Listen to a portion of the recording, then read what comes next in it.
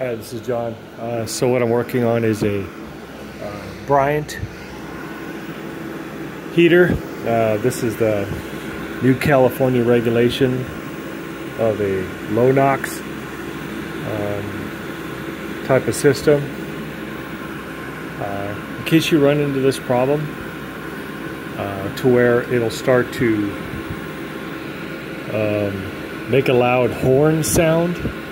It's like a, it's hard to describe, but it's so ear-piercing. I will put another video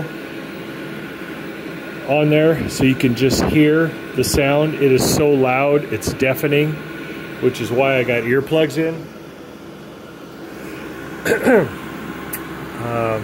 The only way to eliminate that sound, or hopefully eliminate it, is to adjust the gas pressure. So like if you look here, the normal pressure coming out is supposed to be 2.3 inches of water column. So when I came out here, it was right at or slightly above 2.3, and that seems to be right where it starts to cause that noise.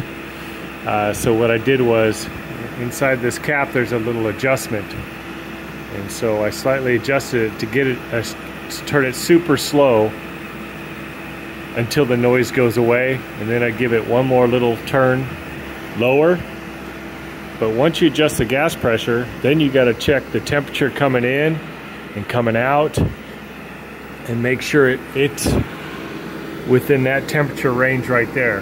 That's upside down, but this particular model, the temperature needs to be between 25 to 55 degrees from the inlet to the outlet. But then that's not all.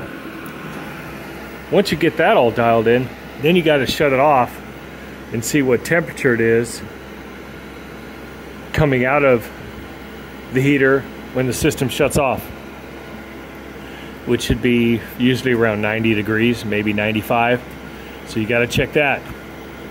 And then how to set that is inside here, there's some off temperature or time off cycles you'd set that to.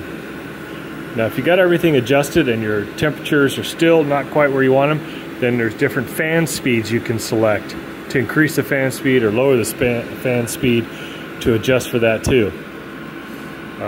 This is like my second or third time coming out here to have to adjust that damn thing.